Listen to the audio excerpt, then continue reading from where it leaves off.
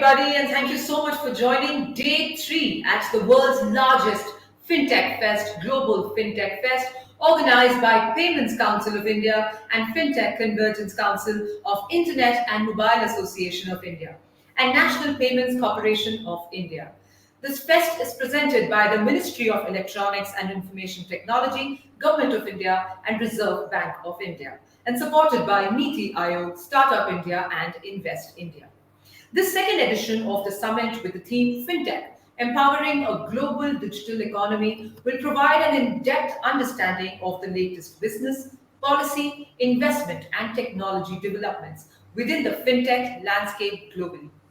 We thank you all for joining this fireside chat session on a very pertinent topic, and that is FinTech and technology in Indian capital markets, challenges and opportunities. And for this session, we have our very esteemed dignitaries right here with us. So without further ado, let me invite Shri G. Mahalingam, whole-time member, Securities and Exchange Board of India, and Mr. G. Padmanabhan, former Executive Director, Reserve Bank of India, and former Non-Executive Chairman, Bank of India. Thank you so much, sir, for joining in, and thank you so much. Thank you. Thank you. Good morning. Thank you, Pooja. Thank you, Mr. Mahalingam, for joining this. This is an important topic that we are discussing, and I thought the way we could go ahead is I will set the stage by making some initial remarks, then we will discuss certain specific issues. So, as we all know that in the capital markets, where even microseconds matter, the use of technology always provides a competitive edge. Now, let's try to take two big segments of the capital market and explain how technology is important or critical. For instance, in the equities market, technology enables development of low latency applications. For instance, optimized co-location of servers for faster execution of trades, and smart order routing applications play a very critical role. And as we all know, Mr. Mahalingam, we acknowledge this, SEBI had enabled both these by 2010. Now, if we take the debt market segment, the challenge is more qualitative, relating to the valuation, risk analytics, etc. Now, having said this, one needs to admit that the capital markets are at an inflection point today. FinTech innovations are disrupting and reimagining their functioning. Initially, the FinTechs used to concentrate on payment systems, predominantly the other sectors, bank applications, but I think now they are coming in a big way as far as the capital markets are concerned. For instance, access to capital is no longer limited to public platforms. Technology use has facilitated, for instance, crowdsourcing and social investments. Now, if we see where all technology has redefined practices, I think changes are evident in business use cases, availability of new skill sets, and transparency in the speed and availability of information. And all this, I think, the FinTechs have brought into the capital market space. Today, one talks about collaboration between the capital markets and the FinTech players rather than competition. Now, FinTechs in short, if we are trying to encapsulate what all they have brought in, I think they have aided automation, data analytics and intelligence, and customer protection and satisfaction. Now, if we take data analytics and try to explain a little further, I think we can look at it from 4 different buckets. Pre-trade, for instance, I think the access to capital, the entire game has changed. And today, I think the availability is enormous, the facilitation is enormous. Now, if we go to the trade execution, I think the FinTech has led to cost effectiveness and enhanced trading security. I think day in and day out, now we are seeing advertisements where entry into the market is being facilitated almost free of cost. Now, you take about the post-trade, you take the post-trade services, here the increasing use of distributed ledger technology is evident. I think in the matter of KYC information on a real-time basis, FinTech and technology can become big facilitators. And to my mind, I think this is a big change that is waiting to happen, because if you look at what is the most duplicated effort in the financial sector, including the capital markets, anywhere in the world. I think it's the doing and redoing and redoing and the KYC. So if this can be brought on a much more professional basis using the DLT, then I think it is again going to be a big game changer in terms of the customer convenience, onboarding, etc., etc. The life cycle document data analytics and value added services have also seen a complete metamorphosis with the advent of fintech and technology. Now, take the case of value added services. Four key themes, according to me: customer experience, network platform connectivity that's getting monetized through efficient intermediation, and these are leading to direct links between parties. Robotic process automation, this is leading to cost saving, improvement in productivity and optimizing analytics.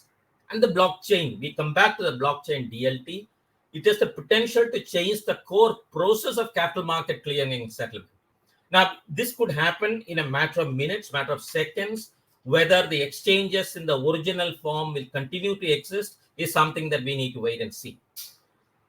Having said all this, we also need to remember that India has come a long way in all these aspects. Until a few years ago, a majority of Indians could neither afford brokerage services or trade in markets in a hassle-free manner. But the advent of fintechs changed the scenario completely through innovations brought about on account of increase in the use of mobile and internet. And these two media has completely changed the access to the capital market. Remember, India has 700 million active internet users and probably as many or more mobile users. And use of digital media has enormously increased on account of demonetization first and then the pandemic. I would perhaps say that the pandemic has been more defining in the sense that demonetization impact was at best short-lived. The people went to technology, went away from technology. But as far as the pandemic is concerned, given the time that it has lasted for almost 2 years now, the use of technology has really increased during this pandemic times. Now, in this connection, I recall the comment of one of the young investors who was talking to one of the panelists in an earlier seminar which I attended. And while interacting with the youngster about the investing opportunities, the gentleman asked the youngster the question, how do you see your investment opportunity? This is possibly an opportunity. How do you think about it? Then the youngster asked the question, is it all happening digitally? Then the gentleman asked, why do you think digital is important? And the answer is an eye-opener. The youngster said, in today's context, if you are not digital, you are dumb. Now, one could say that the brokerage houses and the trading platforms are among the biggest beneficiaries of the fintech innovation. Until recently, fintechs were mostly focused on payments, as I said in the beginning, but they are coming into the capital markets in a big way. And I believe that the efficient use of technology can, in fact, bring about a better risk-adjusted return to the investors. And then that is precisely why the investment banks have started using the fintechs in a very big way. Now, Indian capital markets always had a technological edge, which was set, I think the pace was set by NSE. The BSE, the older exchange, caught on quickly.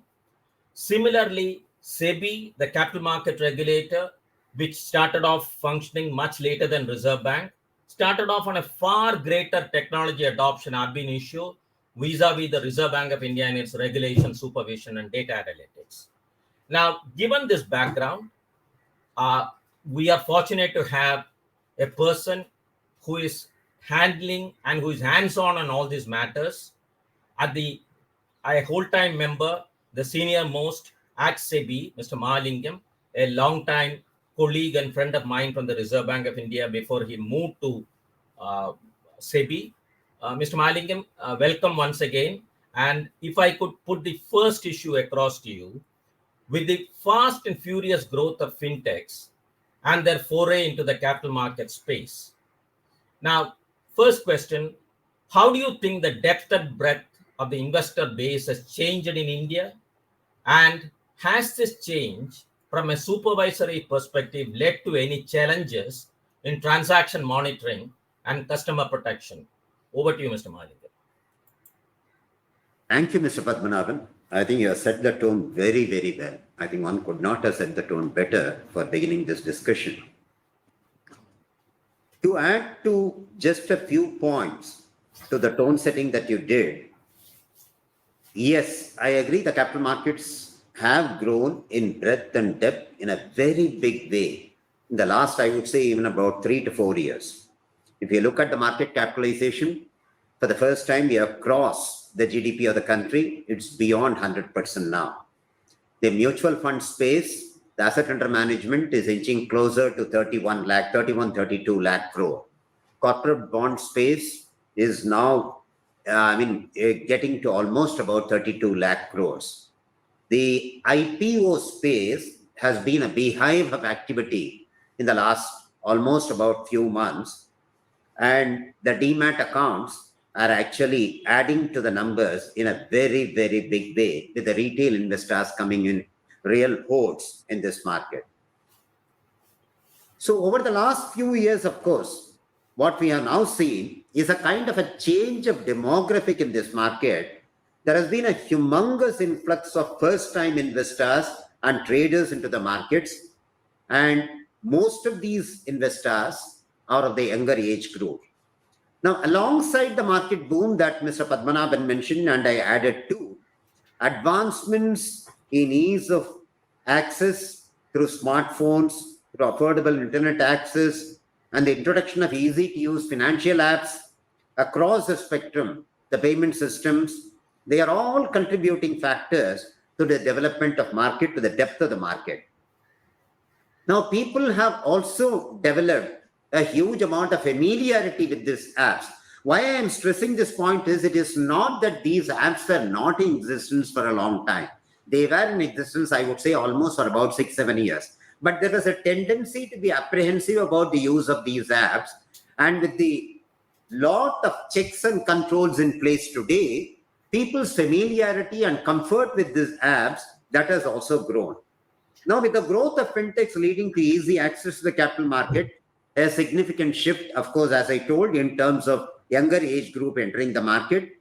The investor distribution across the country has also become pretty widespread, leading to significant additions from those corners of the country which did not witness too much of investment activity in the recent past. Now, in the stock brokerage industry, I think Mr. Padmanabhan really highlighted a very important point. Transactions have almost moved online to completely self-service channels with no manual interventions at all.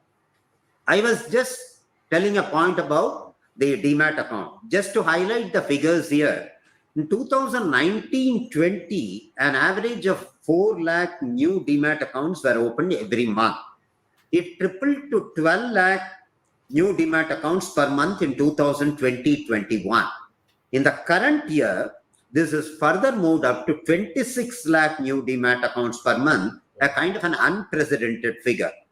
Now, the other important thing that the metric that we need to keep in mind is, overall, the individual's average share in the daily cash market turnover in India was hovering around 39% in 2019-20.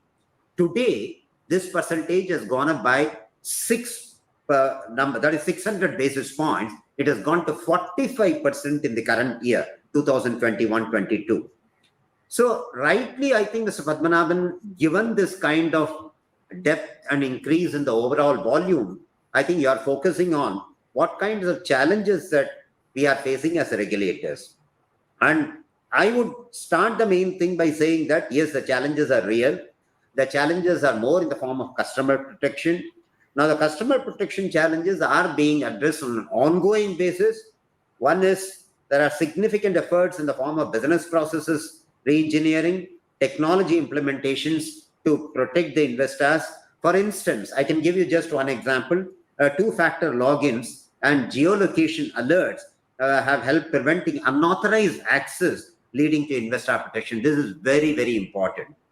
Now, with as far as the transaction monitoring aspect is concerned, that is another aspect that Mr. Padmanabhan focused, and that's again a point of big challenge for the regulator, particularly SEBI, because the number of transactions runs into billions every day. In this kind of a market, actually, if you have to really keep pace with what is happening as far as the market is concerned, you need to be really running all the time to keep pace with the markets. Now, as far as the transaction monitoring concerned, the measures in place include rate limits on user activity on platforms, risk checks beyond what is prescribed by regulations, monitoring by brokers of non-liquid penny stocks, warning to users of the risk when they attempt to make a risky trade, etc. Now, there are other things which have also been put in place which are very closely monitored. That is particularly in the context of algo trading, the order to trade ratio. Now, we find that there are lots and lots of orders which come and crowd the platforms, create a noise, and try to actually misguide the retail investors in a wrong direction. Now, this is where the order to trade ratio plays a very, very important role. And I would say that, no, we have not reached a point of finality. We are still a work in process. It's a work in process. Things are being constantly improved. There are several other measures which are actually happening, but then maybe I will have a little more time at the fag end, which I will highlight in the form of additional surveillance measures which were introduced in March 2018 and which are getting spruced up on an ongoing basis. Thank you.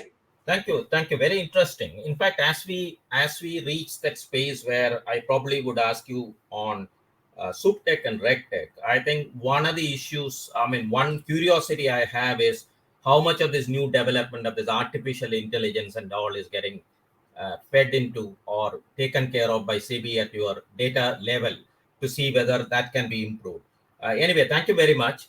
Now, one of the challenges that this rapid growth of transactions bring about is in terms of infrastructure. Now, I have gone on record at several places stating that in Reserve Bank, while we were managing technology, one of the challenges that we faced when anything new was put in place was not whether the technology is available, but how do I size my infrastructure so that my infrastructure is robust enough. For instance, take the case of UPI. We started with millions, billions. Now we are talking in trillions. Now the kind of increase that can happen is enormous. So the question is whether the changes, all this meant larger changes for monitoring the robustness of infrastructure in terms of business continuity as far as SEBI as a regulator is concerned. I'm asking this with specific reference to certain high-profile breakdowns that we saw in the market functioning recently. And I think Nifty, although we hear reports that this is getting sorted out, I think Nifty throws up some kind of freak trades once in a while. Now, these are bearing to technology adoption, upgrade, testing, etc. Now, how does SEBI view these incidents, and what exactly is the way forward that SEBI is thinking of to avoid these kind of incidents? Very important question, Padmanabhan. I would like to answer this from three angles. Number one, the scalability. Number two, the type of technology glitches that you actually talked about. And number two, what kind of disaster recovery mechanisms have been put in place and how efficient are those systems as of now? On the point of scalability, of course, user activity has grown manifold across the industry. Trading platforms see millions of retail users logging into trade and carrying out activities every day. This also means that systems running in the background have to service a real high traffic load to become highly sophisticated, as well as they got to be highly scalable. Now, organizations which cannot keep pace with this scalability, they are going to be out of the race, no doubt about it. Now, this is visible not just in the stockbroking industry, but in banking as well as payment systems, and not just with institutions alone. The industry as such, the underlying industry infrastructure itself needs to be made overall scalable. So scalability is something which now the individual institutions as well as the industry are becoming growingly aware of it, and they are trying to really cope with it by trying to get into more and more advanced technologies. You highlighted the point of technology glitches. Now, technology glitches, yes, technology glitches, trading outages are also a phenomenon, not particularly unique to India. We have been also seeing it abroad. Now, there are very important jurisdictions which are growing, grown jurisdictions, which are developed jurisdictions. They have also seen these technology breakdowns. Exchanges in UK, Japan, Australia, and New Zealand have suffered trading outages in the recent past. Now, technical issues and downtimes are not unique to finance either. They are being seen in the other technology companies also, which I don't want to name, but which are normally, known to all of us reading the daily newspapers. Now, the more important question is, how are we going to actually cope with this technology breakdowns, technology glitches? Now, first thing, I would like to highlight a little bit about the DRS. In the light of the technical glitches in the market infrastructure institution, in order to ensure faster restoration of systems and processes in case of any disaster, SEBI actually issued a circular in March 2021, mandated significant reduction in the maximum time taken to restore the operations and disaster recovery side. This was considered as something which was impossible to achieve at that point of time, but I'm very happy to say today that the exchanges have either achieved, I think the major exchange has already achieved, and the other exchanges are on the verge of achieving it. Now, what is the kind of goalpost that we had set in at the point of time? In the event of disruption of any one or more of the critical systems in the MII, first of all, the MII will have to declare within 30 minutes the incident as a disaster. And having declared that as a disaster, 45 minutes from then onwards, you should be able to migrate to the DRS. Now, which means 30 plus 45 minutes, within 75 minutes, people should be able to move to the DRS. This is something which we compared across the jurisdictions around the world. Nobody has this kind of a stringent parameter. I'm happy to say that today, the major exchange in the country has already moved to this kind of a disaster relief mechanism, disaster recovery mechanism. Now, this recovery point objective, the recovery time objective of 45 minutes is also a kind of a record. Now, considering the criticality of smooth functioning of the MIIs, SEBI also issued a circular in July 2021, where it came out with some predefined thresholds for the downtime, beyond which we have put some financial disincentive mechanisms in place, which will definitely bring about a huge amount of awareness amongst the MIIs as well as their shareholders. Now, as far as the free trades are concerned, in my opinion, these free trades are less due to technology, more due to maybe the fat finger errors, maybe due to certain other reasons, which clearly I'm not in a position to really pinpoint on. But we did see some free trades very recently, and those free trades are less due to technology problems and more due to certain kinds of bands and margins which are operating, which are creating some issues as far as the exchange is concerned, and that's being addressed. Thank you. No, I completely agree. I mean, starting with the last point, I think the issue has more to do with the logic built into the system rather than the system problem itself. So I think it's a logic which needs to get, looked into and corrected. But I have a sort of a supplementary question as far as whatever you said. I think 45 minutes recovery time objective, I completely agree. The thumb rule across the world is 2 hours. So if you are talking about 45 minutes, it's a phenomenal achievement. But I probably want to flag the issue that it is one thing to have this on paper. Now, if we want to achieve this, don't you think that we need to think in some kind, although I think when you say this, people jump out of their seats because of the criticality of the infrastructure, we need to have unannounced shutdown to test the robustness of the backup. I mean, everything being prepared and moving to backup is one thing, but unfortunately, unlike you in any film anywhere in the world, particularly in the Indian film, the police is coming or the hero is coming because of the background music. From the background music, you can make out who is coming. But the disaster never comes with a background music. It comes unannounced. So probably, I think the regulators need to think about testing this, first of all, maybe vertical by vertical, then a complete testing where you will have to test the robustness of the infrastructure unannounced. And what do you think about this? I think again, Padmanabhan, you are raising a very, very important, legitimate point. Now, we call these unannounced shutdowns as non-graceful shutdowns. That's a terminology that they are using. It's exactly synonymous with what you are trying to say. What we have done as far as this 45 minutes recovery time is concerned is that we are slowly moving towards that. We are actually doing it on Saturdays. We are doing it at the commencement time of the exchange, giving some kind of a notice. But there are other times where actually the notice period is being reduced. Now we are moving to the time when actually the notice period will be zero. But then what that would involve is if you are going to do it on a full-fledged working day, which means a 45 minutes, 30 minutes plus 45 minutes, 75 minutes of disruption you have to face as a part of the market activity. But I completely agree with you. That's a cost that we need to pay to ensure that these systems are absolutely robust and they don't spring a surprise when they are really needed to be used. I completely agree with you. Thank you. Let's try to move on a little quickly. Now, I think next is an important topic of RegTech and SupTech. I think how SEBI is planning ahead in terms of use of technology for regulation and supervision, because this becomes extremely critical. Maybe broadly, what is the path forward that SEBI has in mind? You could let us know. Yeah, just quickly, as far as the RegTech and SupTech is concerned, SEBI has been implementing this for quite some time now. We have an IMSS, which is a market surveillance system, integrated market surveillance system, which was installed in 2005, which is an example of SupTech.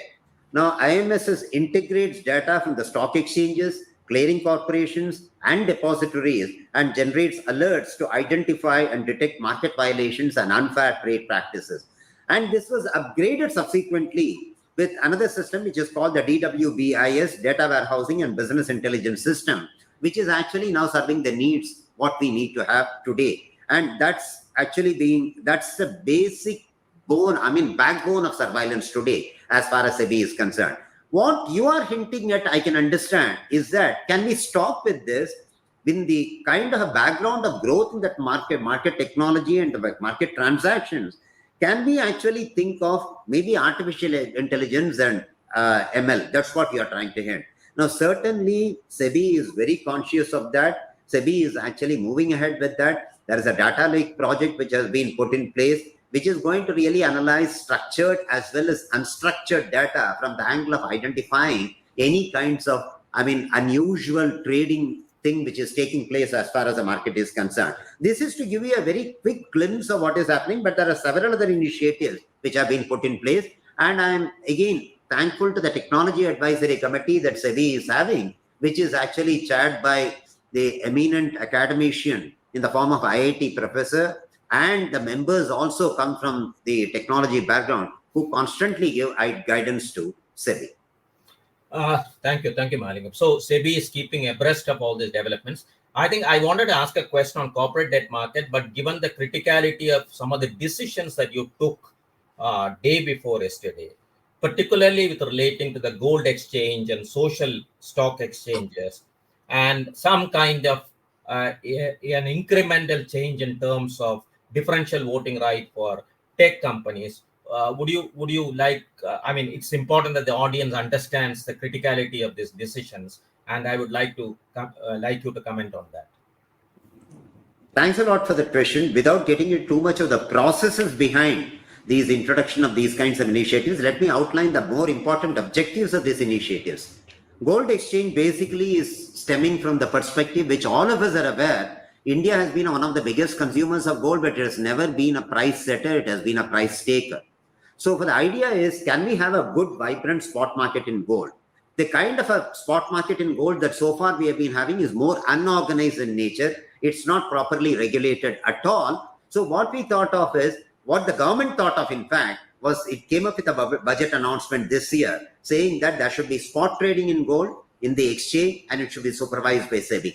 So to this end, SEBI has now finalized various stages through which this kind of an exchange is setting up should go through. The first is deposit of gold, which will actually come up with electronic gold receipts. These gold receipts will be deemed as securities. They are being announced as securities. These securities will be traded in the stock exchanges. The depositories will be the ledger keeper as far as these gold deposited to the vaults are concerned. The vault managers themselves will be under the regulatory purview of SEBI. There will be a separate vault managers regulations which will actually govern these vaults, and these electronic gold receipts will have a perpetual life. So with the result that people can keep trading in this receipt, they don't need to hold physical gold, and they can be comfortable that they don't need to doubt the purity of gold, which is the underlying asset as far as this transaction is concerned. One thing very clearly which will emerge if this gold exchange gains traction is that gold as an asset class, as an investment avenue, will gain a lot more traction than gold as it is viewed today. That is number one. Number two, social stock exchange is again a very important point that you came up with. Basically, the social stock exchange is meant for those social enterprises. We always were wondering that whether the social stock enterprises, what business do they have as far as the exchange is concerned? The idea is more from the angle that these people actually mobilize money. It is not from the trading angle, but from the angle of mobilizing money. Now, people do not have any credentialous idea about these kinds of enterprises. How do you actually, even if you would like to donate, how do you donate money? How do you actually give money to these people, having been fully conscious of their activities? So if they are brought within this kind of a mechanism, the idea is you have social enterprises which are for profit and which are non-profit organizations. The most important idea here is these people will put out on a regular disclosure basis as to the activities that they are carrying out, what is the progress they have achieved, what is the impact that they have created in the society. So basically, from the angle of transparency and from the angle of disclosure, which any listed company today does for an investor who is looking for a financial return, here it is going to be for a donor who is not looking for a financial return, but he would like to derive a satisfaction that his money is being put to good use. That's a basic idea. The third thing is about the superior voting rights. Superior voting rights is absolutely relevant from the angle of FinTech industry today. Now, basically, people who do not have capital, who do not have financial capital, but they have enough of intellectual capital to contribute. How do you bring them under this kind of an ambit? This is the basic outlook here. We came up with a prescription which has not really taken off well. So we are doing some tweaks in the prescription. We didn't want the people, these promoters, to be very rich. So we thought we kept the threshold at a very low level of 500 crores. Now we have increased it to 5,000 crores, hoping that more people will get attracted towards that. Then the second thing that we are tweaked is these people are enjoying superior voting rights, whether they should be going to the regular platform within a gap of 6 months. Now we have reduced this gap to 3 months. These are the two important tweaks that we have brought about as far as superior voting rights is concerned. No, we have almost run out of time. I think I just want to ask one question. The last question, let me make it the most provocative question of the lot, is now the hope with which the crypto market in this country is working. Today, it's almost, they don't know where they are going because nobody is coming out with what exactly the government wants to do, the regulators want to do. But the general consensus seems to be declaring this as an asset and bring it under the ambit of SEBI. Now, the question is SEBI ready for it? No, this is going to be the most difficult question. I thought it would end on a very happy note, but they're ending on a very difficult note, Padmanabhan. One thing is, officially, I will not be able to say anything because SEBI has officially not taken a stance. But I can flag it for the audience, this one notice, that SEBI was a part of the group which was constituted by the Government of India, which included Reserve Bank of India representatives, SEBI chairman, and the government, to think of what should be done about this cryptocurrency, whether that could be a regulatory framework. That work is still on. So when the work is still on, it will be difficult for me to pronounce anything on that. And to be very frank, I am still not really aware what is happening as far as that particular working group is concerned that is being hosted by the Government of India. Now, as far as the digital currency is concerned, I would like to draw a very subtle distinction between the digital currency and the cryptocurrency that we are talking about. Digital currency, in my understanding, I'm subject to correction because I'm taking an anticipatory bail.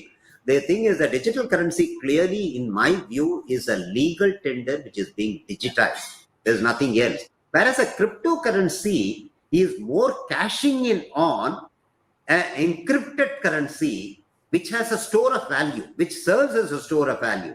So it has a kind of an asset investment proposition. It has less of, a transaction exchange proposition. Whereas a normal digital currency has a more of a transaction exchange proposition and much less store of value proposition. So from that perspective, I would say that maybe the central bank is thinking in terms of digital currency, because more and more of cryptocurrencies coming into picture, it will actually encroach upon the monetary policy indicators that central bank is presently relying upon. Thank you. No, I completely agree. I think the central bank digital currency is a clearly liabilities of the central bank, so it's a currency, no doubt about it. Thank you very much. I think we covered a wide range of topics. Thank you very much for this. Back to you, Pooja. Thank you, Shri G. Mahalingam and Shri G. Padmanabhan. It is truly an honor to have you join us today and to hear you both share some key insights on fintech and technology in Indian capital markets with all of us. Thanks once again. Ladies and gentlemen, thanks for joining us at Global FinTech Fest. We'll be back with our next session shortly. Please stay tuned. Thank you very much, Pooja. Thank you, Mr. Padmanabhan.